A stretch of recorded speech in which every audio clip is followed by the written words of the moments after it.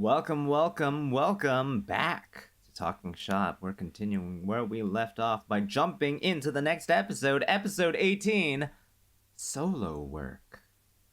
Now, episode 18 takes place on April 10th, 2024, a week after the previous. It starts out with Alice meeting a familiar face on her way to work. Teddy. Teddy is decidedly less enthusiastic about seeing her this time, however. He's just wrapped up another interview, doesn't say where, but implies it's at some business in the vicinity of the OIR, somewhere in Royal Mint Court, as it's called. Things don't seem to have been good with him since last time, but he assures Alice that he's got savings and that he'll get by. He leaves, saying he'll be sure to keep in touch, though the audio seems to glitch out at that, and Alice cheerily wishes him well, before quietly praying to herself that things work out for him. We cut away from Alice's phone to the break room CCTV, listening in to the small talk between Sam and Lena, with Lena noting his discomfort around her and assuring him that her being silent with him is actually a sign that she has no reason to criticize his work and is therefore a good thing. The conversation turns towards Celia, who will not be in work due to a childcare emergency, with Sam remarking that he hopes Jack is okay, and Lena remarking that, oh, Jack, it must be its name, quote, its name, and revealing that she has no children of her own. The audio cuts away again to the office, and our incident begins. In a twist, it's dictated by the elusive third voice, Augustus. This incident is a medical examiner's report from March 20th, 2024, 21 days earlier. The examiner is one Dr. S. Rashid, no gender revealed, regarding the body of one Violet Abigail Parker, hereto referred to only as the corpse and/or house victim, which will be explained later. Apparently, she was found dead by London Metropolitan Police. Her death is attributed to starvation, dehydration, and exposure, with signs of malnutrition. She's only 31 kilograms, as noted in the report, tissue damage on her feet, and stress fractures on her ankles. The comments from Dr. Rashid start by saying that they hope the corpse stays silent. If the corpse doesn't talk again, then they can burn the notes and never have to worry about it ever again. However, if the corpse does, and especially if there's someone else to witness it, then they think it might be good to keep a record of what they've witnessed. The doctor goes on to talk about how the corpse had started to talk during the medical examination.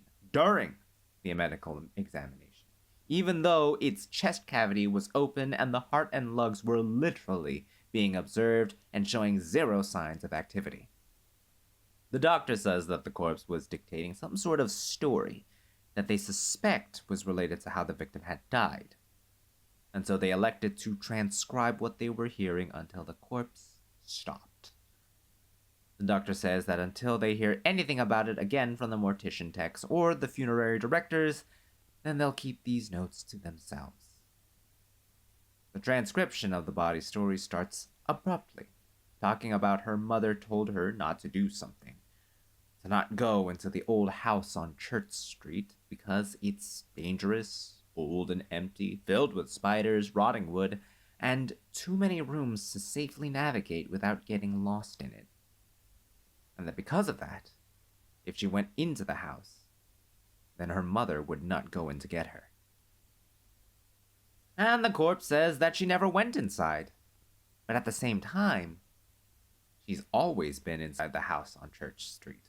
All throughout her life, she says. She describes escaping the house in abstract ways, giving her mother money if she asks for it, making more lesson plans for Tom if asked. It's noted that the corpse and the name attached to her was a teacher, washing Hannah's, whoever that is, clothes when asked.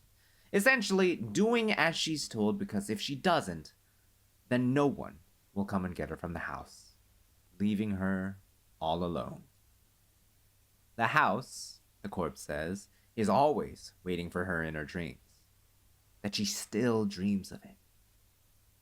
When she was made to read William Wordsworth's poem, I Wandered Lonely as a Cloud, the house began to manifest clouds in its halls, so thick no one would ever be able to find her. Though the house was torn down IRL, it was built again in her mind, and she's trapped in it, the corpse says. Made to walk the corridors alone, where no one knows she exists, where they would never think to look, and where they couldn't find her, even if they tried. Someone, she says, put her there. She can't remember who, describing them only as a mysterious figure in an alley asking questions. Now, there's no one, and there will never be anyone else. Quote, because I broke my promise. I went in the house on Church Street, and I'm still here. Now all I can do is walk and hope and ignore the burning in my throat and the aching in my belly. Keep screaming, hoping someone might hear me through all that cloying fog, but no one is coming to help me. End quote. She goes on to talk about how careful she must be as she wanders the house, as anything and everything could hurt her. And the only reaction she would get from anything around her would be the laughter of the daffodils watching her. Quote, I wander lonely. I will die in this place, and no one will miss me. End quote. And thusly the incident ends. Sam, having been the one to evaluate this incident, turns to Alice to say that this might be one she should listen to and consider. He draws the comparisons, of course, to Alice's encounter with the drowned victim a few weeks prior, suggesting a connection and that maybe Alice has encountered a monster, or a result of its work using one's greatest fears to trap and kill. Alice tenses up and sarcastically suggests breaking out the corkboard and red string for a bit of conspiracy theory crafting. She humors Sam for a moment, though sarcastically, saying that even if that were true, 1, there's no clues how to avoid said killer, 2, no clues for future reference, and so no means of coming up with a strategy to avoid it, and 3, there are no details on how such a thing even works, its descriptions, its motivations, etc. And even if there was something out there and she's been forced to reckon with one, then why would she want to reckon with it again? She hammers home to Sam yet again that curiosity kills. There's no good thing that comes from it in their line of work, with the best case scenario being wasting time, and the worst case being letting curiosity blindly lead her down a path of curiosity for curiosity's sake, which it seems she's associated with people dying after her long years at the OIAR. So, Sam drops it, at which point Gwen arrives after a meeting with Lena. The pair remark on her well-being, with Sam asking if she's okay. While Gwen is reluctant to open up, Sam digs a little bit more, slowly coaxing her out of her shell to get her to talk about her work as externals liaison. Gwen struggles to describe the work, cautiously waving off Alice's explanation of grumpy government contractors, to explain that they're like the things they evaluate in their incidents. Gwen works up to an example. Mr. Bonzo. This causes Sam to burst out laughing, assuming that Gwen is joking with him, and starts cheerily imagining a scenario where the Mr. Bonzo in his memory is being given a sinister government assignment, completely ignoring Gwen as she starts hyperventilating. His imitation of Mr. Bonzo causes Gwen to break down and furiously tell him to shut up, almost crying, before leaving the office in a hurry. Sam remarks on the weirdness of the situation, while Alice, once again, extols the virtues of living in ignorance, in bliss. The audio cuts out one last time. This time, we're listening in on the scene of a woman playing with a baby. It's Georgie Barker, and Celia has just returned from somewhere after having left Jack with Georgie. Or rather, after hurriedly asking Georgie to babysit Jack while Celia had to leave in a hurry. We know what happened, obviously, but it seemed Georgie didn't. But she's not dumb. She calls Celia out gently for always needing her to babysit, but having weak excuses as to why. She doesn't ask Celia to tell her what's up, just assures her that she doesn't have to be so cautious about keeping up a facade with Georgie. On the condition that she promised Georgie that she's not spying on her for the government / Illuminati / Freemasons / some nebulous secret societies / aliens. Genuinely, she asks Celia if she's spying on her, which Celia obliges and assures that she's not spying on Georgie. Though, technically speaking, she's not actively spying on Georgie. It's not her fault. It's not her fault. But, thusly, the episode ends, filed CAT 1RC 2374-2003-2024-1004-2024. Under category Memory, subsection Derelict, cross-referenced with compulsion. So, let's talk about it. We have another talking corpse, acknowledged in-universe as being similar to the one Alice encountered in episode 15 on March 22nd. In this case, the corpse was being examined on March 20th, 2 days before Alice's encounter. Now, does this mean that the corpses are the same? Not likely. The drowned victim was examined by paramedics who discovered her lungs to be completely filled with water. The house victim had no such evaluation, but the examiner was literally looking at her heart and lungs. Even if he sealed her back up, it's not likely the paramedics would have missed a stitched-up chest cavity, or the fact that our house victim died from malnourishment and being starved to death, being horribly emaciated, and literally 31 kilograms. Now, these are likely isolated incidents, which isn't exactly a relief neither. But getting that out of the way, let's look at what the corpse says. Because apparently dead people do tell tales. Our house victim's narration is full of multiple archives elements, the lonely being perhaps the strongest, considering she literally says she wanders lonely in a place no one would look or find them.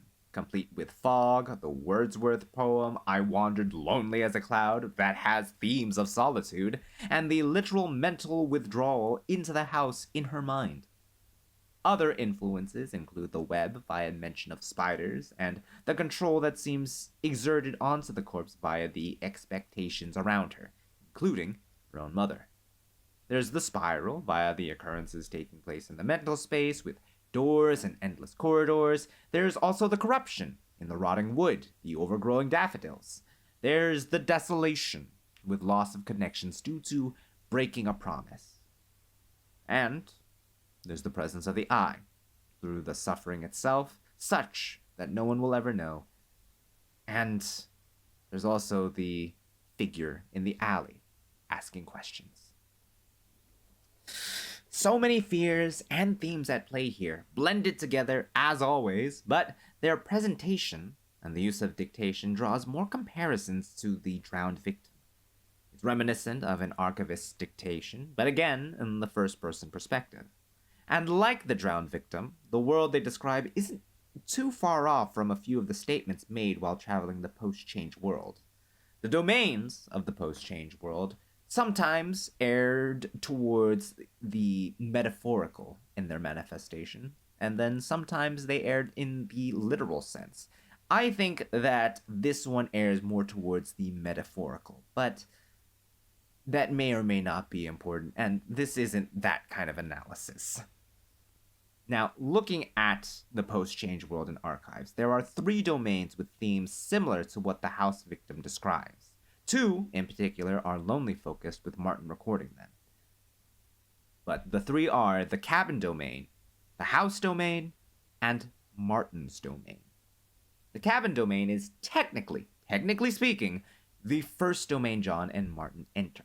It's the cabin they take refuge in before setting out for the Panopticon. A domain built on the creeping fear that the world outside is scary and horror-filled and slowly but ever so surely encroaching on the place you call safe, until the space itself becomes hostile. A not too dissimilar theme to the house in the mind of our current corpse, in the sense of the architecture of the house itself being hostile towards her as she is exploring it. But it's not quite the same, right? Instead, the fear is on the outside, whereas with the corpse, the fear is on the inside. So perhaps not quite the domain we're looking for. The house domain, however, seems to fit just a little bit more, if not only because it's a literal house. It's a place where its occupants forget all their comforts. A fog rolls through its halls to rob you of memories of all the good things in life so that all you can remember is suffering. And you don't want to be in this house. It's more in line with what we experience with our victim in this instance. And it seems to revolve more along the fears of the things outside. And it kind of fits in the sense that our victim here is also remembering only the bad things that seem to occur in the promises that they kept. But again, it's not quite the same.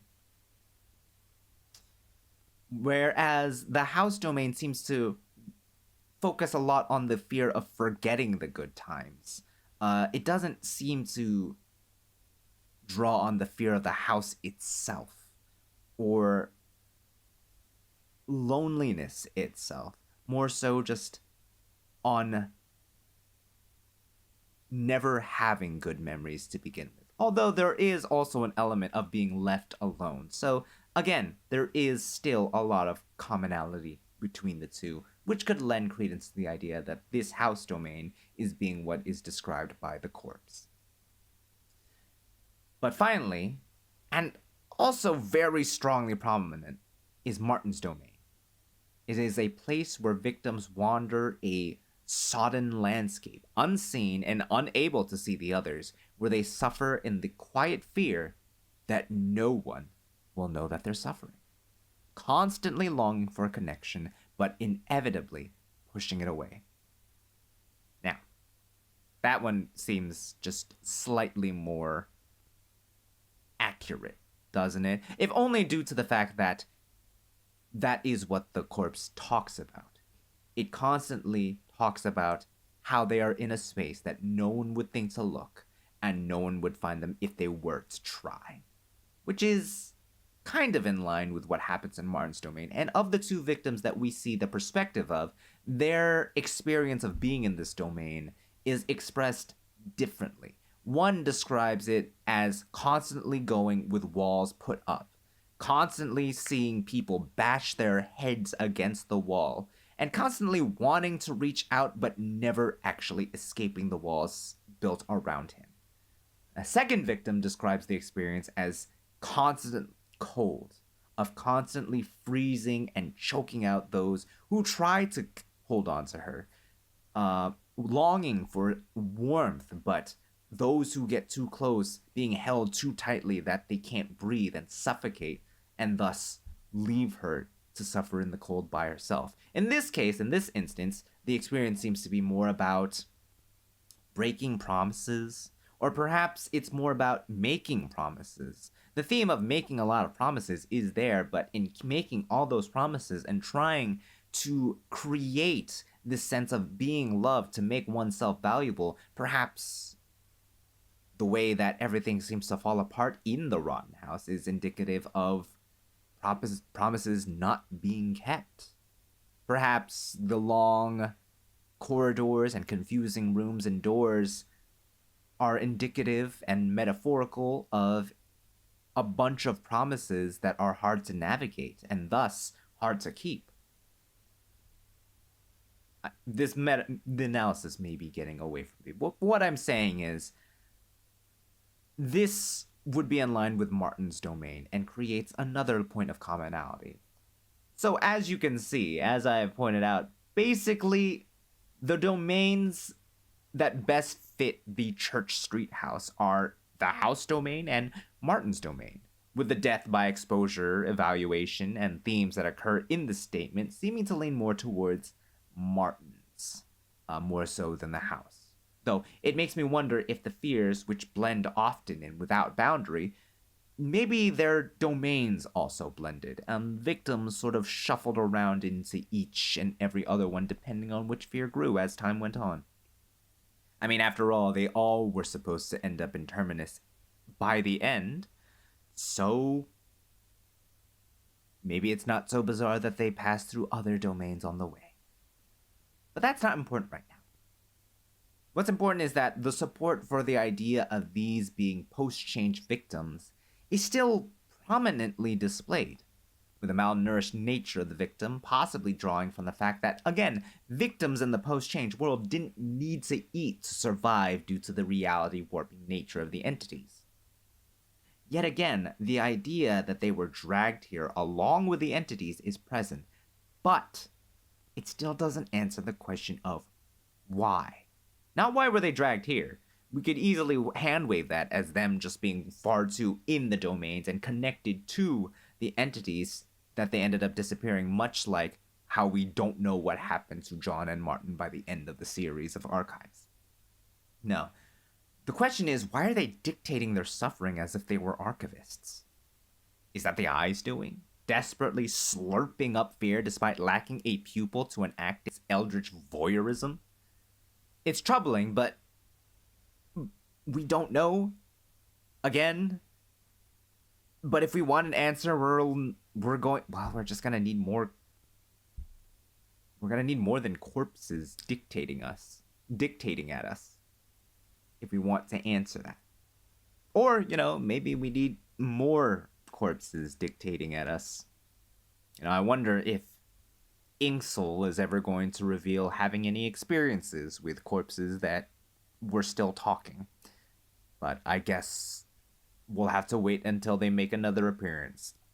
But I'm not too keen on having another encounter with them, because they don't seem to be a nice person.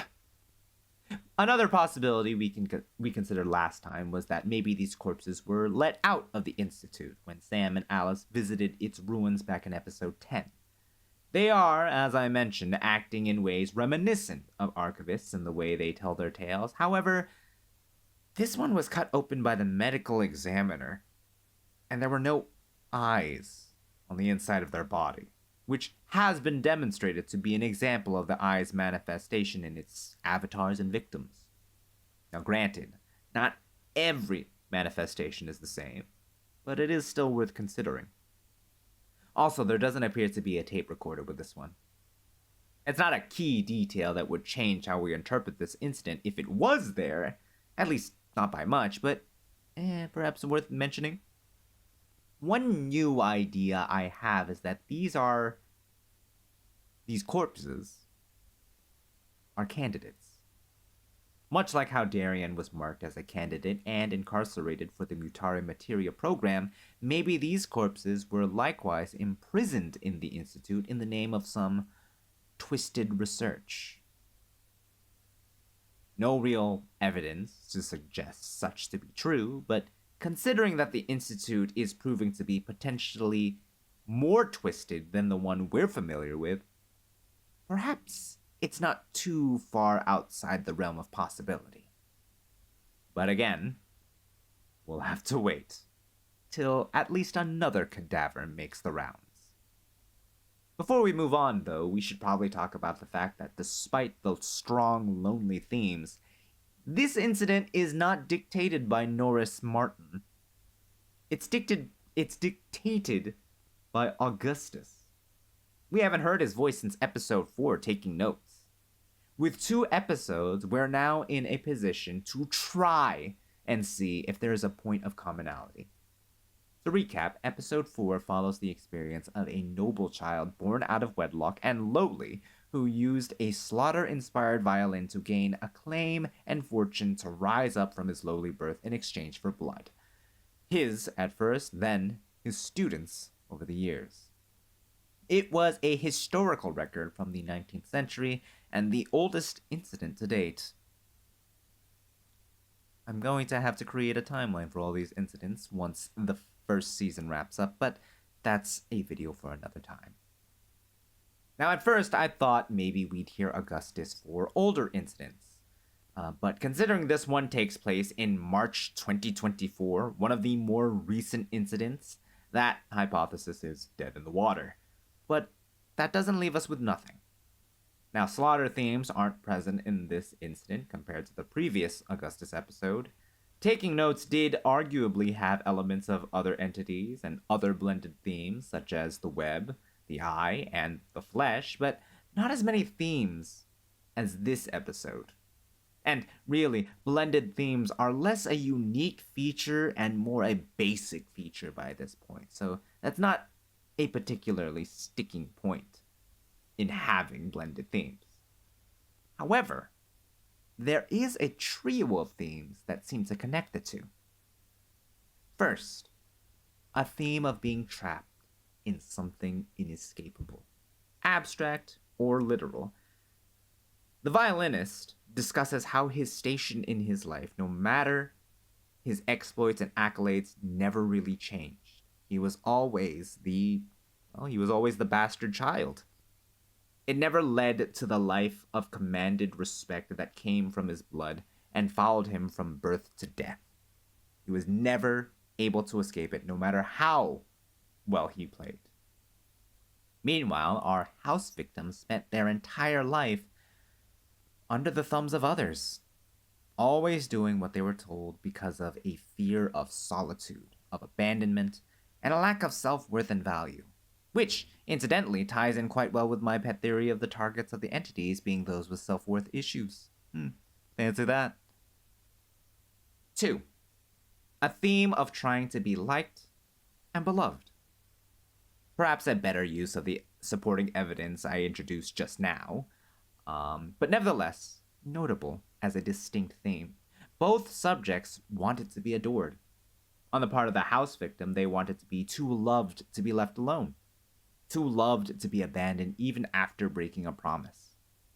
Perhaps, as I mentioned earlier, the metaphor is in keeping promises. They took on more and more until they couldn't possibly keep them all. And the house in their mind became neglected. Too many promises to keep up with, falling into disrepair and hurting and isolating until the fog swallows our victim up and leaves her in solitude. And then 3, a sense of having done wrong, but it being too late to stop.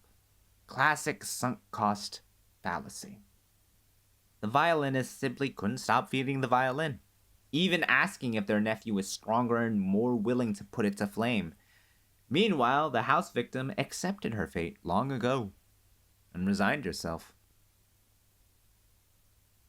These are the themes that seem to connect Taking Notes to solo work. And I think when next Augustus dictates, these will be the themes I'll be on the lookout for. And I encourage others to take these into consideration when searching for commonalities between the two. If commonalities really do help us in determining how this wretched world seems to work. If you happen to notice anything else, I encourage you to please put them in the comments if you are watching this on YouTube. Last, regarding the incident, following up on themes I'm keeping track of, the obsession theme is kind of present in the people-pleasing angle that the corpse takes on. It's perhaps a stretch, but it's there. Just wanted to point that out. But with that, we can start looking at the OAR again. Specifically, at Gwen. Oh, the poor girl. It seems she really wasn't ready for this job. I mean, we knew it was taking a toll on her when Lena scolded her for letting Lady Mowbray wander. What is it that's finally gotten her to open up, though? Lena's scolding? The blatant disregard for her safety? Or just the nature of the things she deals with and the work they do at her assigned hand? Either way, she was so close to getting some much-needed support. Who knows how long she's needed it from others, Who knows what it would have done, but it might have been good for her mental health. But her only choices at this point, are other OIR employees. And at that point in time, it was Sam and Alice, and it all kind of went to shit. Sam, well, I mean, first off, Alice is the skeptic, is the resident skeptic, or maybe the skeptic that's trying so hard not to believe. And then there's Sam. I gotta say, Sam's kind of an idiot. He's been there for months. Surely he knows that Gwen doesn't do jokes. She's not Alice. And second to Lena, she's the most no-nonsense person in the entire department. There's also body language and tone which could indicate the difficulty with which Gwen is talking about this. There's the nature of the work they do, such as talking corpses showing up that Sam himself has promised Alice he believes her as existing. There's shady stuff that he himself has said, hey, shouldn't we blow the whistle on this? But when Gwen comes out and says that she's been meeting with those very monsters that he suspects truly exist, which he himself thinks they should be concerned with, he laughs. He thinks Gwen's pulling a fast one on him and ignores that she's hyperventilating, remembering her experience. Now, in his defense, Gwen opened the conversation with Mr. Bonzo. It's not a strong start. And if I took off the lens of genre savviness and unequipped my knowledge of the kind of world they occupy and potentially the kind of world they've inherited, then his assumption isn't that big of a jump. It's not that unreasonable. Still, it's Gwen we're talking about. She's giving him literally the very ammunition he could use in his conversation with Alice that he was just having not 5 minutes ago. There are monsters. There are clues where they go. There are clues how to avoid them. Gwen, the most nonsensical person in the office, the most non-nonsensical person in the office, excuse me, is giving him that ammunition. He has the opportunity to take it in his hand and use it. Maybe he won't know how to use it right now, but he has the opportunity to validate his and Celia's beliefs, I suppose. And he laughs.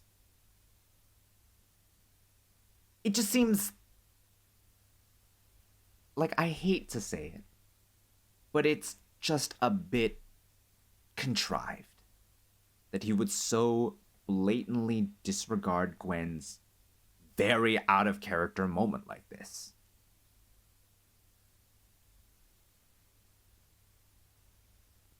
I mean, in episode 14, he asked her what's wrong, but she wasn't ready to open up at that time, or ready to break, I guess.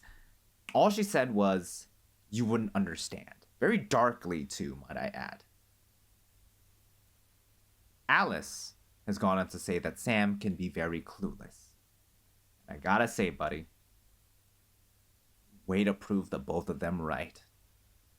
I don't hate the man, mind you, but it's hard to forget this act of stupidity, basically. It's just, again, it just seems incredibly contrived that he would not hear Gwen out right now. I don't know if he was trying to make light of it to make it easier for her, but I don't think that's it. I don't think that's the play that he was going for. I think he legitimately thought Gwen was joking. It's not like, I mean, I'm sure everyone is fairly convinced that that is what he thought. And again, it just doesn't seem smart. Even from like in-universe standpoint, it just seems bizarre that he would. But yeah, it was dumb. It's a it's a stupid. It's just pure stupidity, and I'm not gonna forget this, and Gwen isn't going to forget, and she's probably not going to open up again anytime soon. Yeah, I can't help but notice the parallel of an individual trapped in her own suffering with no one to turn to for help. It's uncanny, isn't it? But with all of the serious stuff out of the way, we can turn our attention to everything else. We finally meet Georgie, though she doesn't seem to be our Georgie, even though Sasha Sienna reprises the role. This Georgie, while still smart enough to catch a lie, seems more paranoid. Like, Archives Georgie was grounded and kept others grounded. She was the calm and cool type, for better or for worse, when it came to the supernatural. It was a consequence of having no sense of fear. She compensated with an understated disposition and overcautiousness. In contrast, Protocol Georgie seems more emotionally outspoken, if that makes sense. She also seems to genuinely believe in conspiracy theories, demonstrated when she seriously asks Celia if she's spying on her on behalf of either the government, secret organization, or aliens. I wonder if this is who not Celia, Georgie is in Archives when she can feel fear.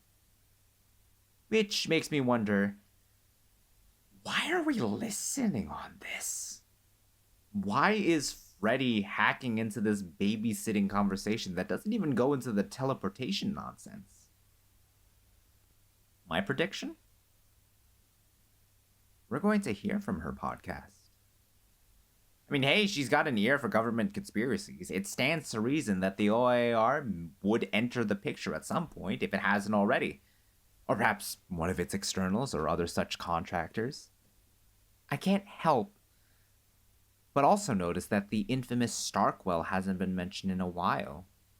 You know, the San Pedro Square massacre Starkwell, the private military contractors that seem to have some sort of connection to the OIAR and the protocol mentioned. I don't even remember which episode that was mentioned, come to think of it. Yeah. I don't know whether to be scared or excited, but my instincts say that either way, we're going to get something along the lines of a guest appearance on whatever podcast Georgie calls it. I imagine it's not called What the Ghost anymore because that stuff was focused. That podcast seemed to be focused solely on supernatural occurrings, whereas here she seems more inclined towards government conspiracy theories. But we'll just have to wait and see. I imagine that's what's going to happen. I'm predicting that's what's going to happen, and maybe I'll be a little bit embarrassed if this excitement turns out to be for naught. But I'm convinced. I'm full intuition. But that's that. Last, I want to talk about Teddy real quick. This is his third appearance. I said many episodes ago that him being able to leave is a reasonably good sign that resignation from the OIR doesn't require anything drastic like bodily mutilation. Then, when he appeared a second time, I wondered if this was going to be a recurring theme. At that time, he'd lost his job, was trying to get a new one, and it seemed like a very deliberate choice to have that kind of detail and have him appear for Alice to get emotionally invested in. I mean, he could have just served as a means for Alice to vent her discomfort with Sam getting into a budding new relationship. But I said at that time that if he appeared a third time, I'd take a closer look at him and whatever's happening to him. And here we are. down on his luck, no job, seemingly losing hope that even Alice is clocking in on, and all of that really could be the foundation for some self-worth issues, huh? You know, the kind that I've been seeing a lot in the victims of these cases. Yeah.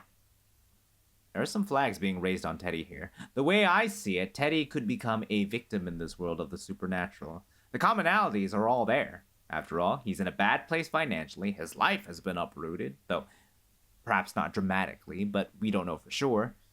It'd be very on brand and in character for the protocol entities to pick up on this, if indeed there is a pattern of behavior there. Other victims of self-worth issues include the artist from 2, the doctor from 3, the violinist from 4, the station worker from 8, Nigel Dickerson from 10, the dice roller from 9. The setup is there. And it's incredibly alarming. Another possibility that I've been playing around with is that the OIR chooses former employees for the externals. It's not too much of a stretch, I'd argue. We know of 3 former employees, right? Klaus, who Lena was supposed to kill for unknown reasons, Amelia, who we know nothing else about besides her name, and Teddy.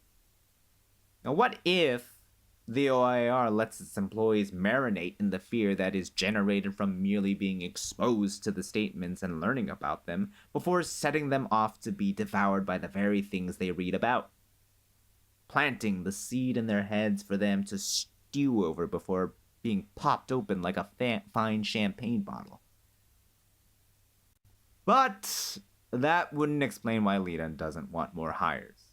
I mean, the high turnover rate, while costly, would technically be good for them, but then Alice seems to note that over the years, Curiosity got work colleagues killed, so it's like, how many colleagues wound up dead in the first place?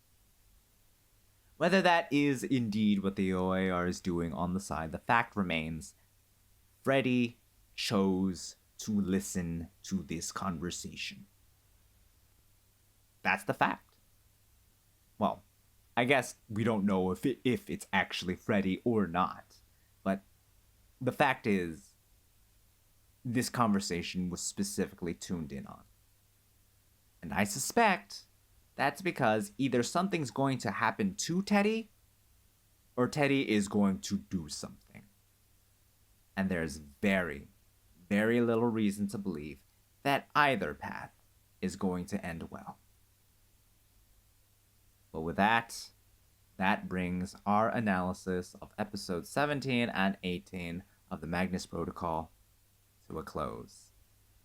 I am not taking any vacations for the upcoming weeks, so there should be another episode next week. I mean, there's a new episode dropping in a couple of hours, obviously, but I will give that a listen, I will give that an analysis, and you can expect to hear from me again next week. But in the meantime, guys, thank you guys so much for popping in, hanging out, being your beautiful selves, and with that being said, shop's closed. Get out. Bye-bye.